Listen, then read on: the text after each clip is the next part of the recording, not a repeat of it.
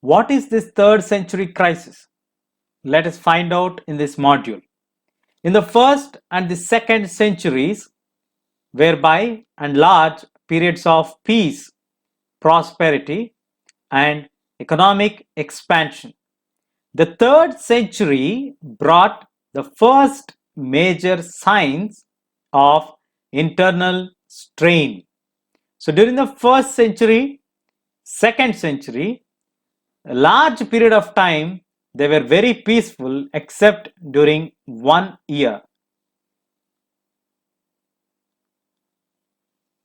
They have prosperity, they have good economic expansion, but in the third century, they have experienced the first major sign of internal strain.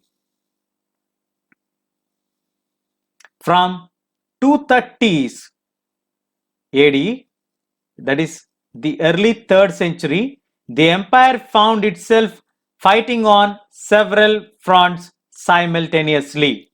So at different borders, they have battles at the same time, that is called simultaneously. At the same time, when things happen parallelly, that is called simultaneously. In Iran, a new and more aggressive dynasty emerged in 225 AD. They called themselves as the Sasanians. So in the eastern part of the Roman Empire, we have the Sasanians coming to power.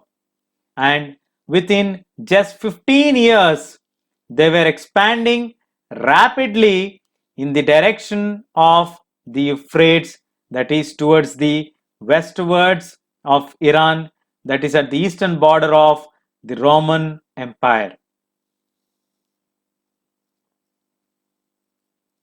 In a famous rock inscription cut in 3 languages, Shapur I, the Iranian ruler, claimed he had annihilated the Roman army of 60,000 and even captured the eastern capital Antioch. So in one of the inscriptions which is found in 3 languages, it mentioned very clearly about Shapur, the Iranian ruler, has defeated the Roman army, annihilated it with 60,000 men, and even captured the eastern part capital, that is Antioch.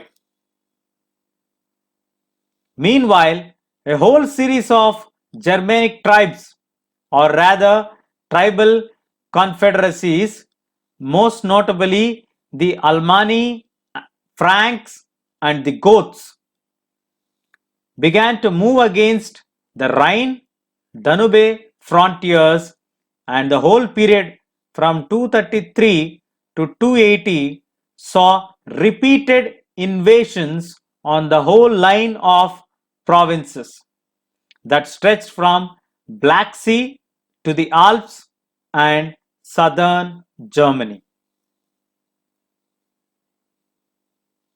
The Romans were forced to abandon much of the territory beyond river Danube, while the emperors of this period were constantly in the field against the barbarians or the tribes, whom the Romans called them as barbarians.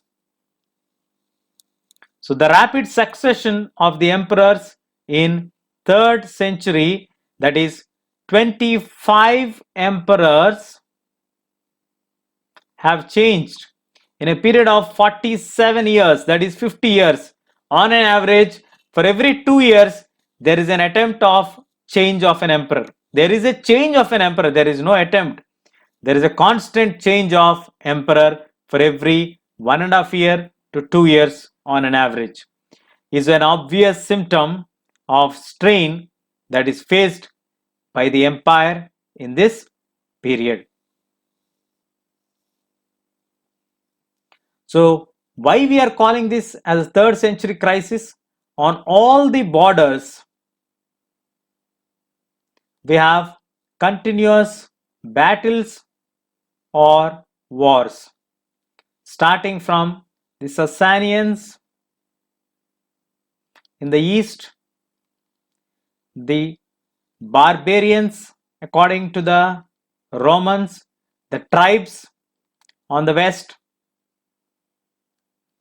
and in the southern part of Spain, we have continuously battles happening across the territory, and along with this, added to this was the rapid successions that happened during the period, that is 25 emperors changed over a period of 47 years. That's why historians call this one as a third century crisis. On all borders, we have some or the other battles.